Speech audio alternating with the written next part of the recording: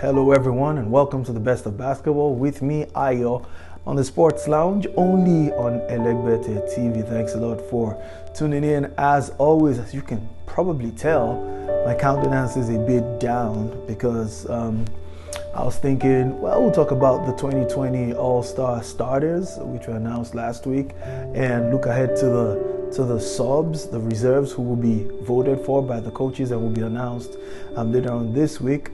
But on Sunday, it was tragedy for the basketball world as my favorite basketball player of all time, Kobe Bryant, Black Mamba, was killed in a helicopter crash. He and his daughter, his 13-year-old daughter, Gianni, were amongst 9 people who were killed. Very sad story right there. So, I think it's just fitting to pay tribute to the Mamba. Kobe was a phenomenal player, without question, one of the greatest basketball players to have ever laced them up on the court. Kobe was a 5-time NBA champion. He was an 18-time NBA All-Star. Kobe was a 2-time Finals MVP. Kobe was a 9-time All-Defensive First Team member. Kobe was a 2-time Olympic gold medalist. And to add to all of the basketball achievements, Kobe was a winner of the Academy Awards. Kobe won an Oscar. And why he is my favorite basketball player of all time is not just about his basketball abilities. Come on, man. We all knew Kobe. Kobe was a killer on the floor. He always wanted to be the best version of himself as a player. But beyond that, he just had this crazy outlook to life, which I have followed for a long time. And it's all about working hard. It's all about being the best you can be. It's all about sleeping one night and waking up the following morning, an improvement of what you were before you went to bed the night before. It's all about the excellent work ethic. Kobe would get to the gym before everybody, and he would not leave the gym until hours after every other person had left.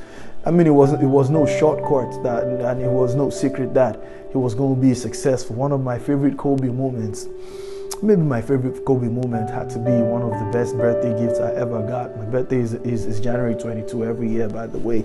And it was January 22, 2006 when Kobe dropped 81 points on the Toronto Raptors in Los Angeles. It was a comeback win for the Lakers. They trailed for much of the first half.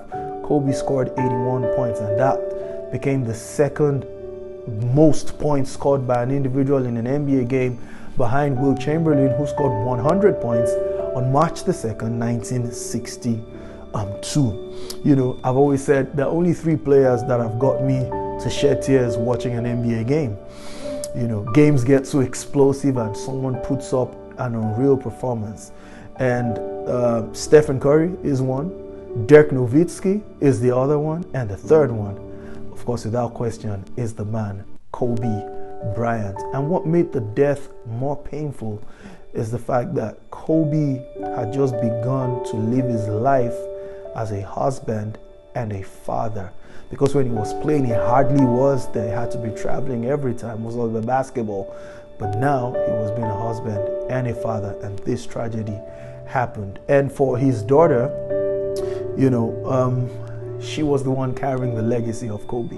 We got to see many videos of G playing with her daddy, and Kobe was once asked, "Wouldn't you like to have a son to take your legacy?" He said, "No, I already have a daughter who's going to do that." And to think that it was that daughter that died in the helicopter crash with him made it all the more devastating. Little story.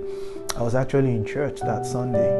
I was playing the keyboard, and my music director, who was on the drums, signaled to me and whispered, and he said, "Kobe Bryant just died in a helicopter crash." I was so devastated, I could not handle it. So I left the keyboard. Thankfully, there were 2 of us. There were 2 of us playing. So I left the keyboard and I walked out of church.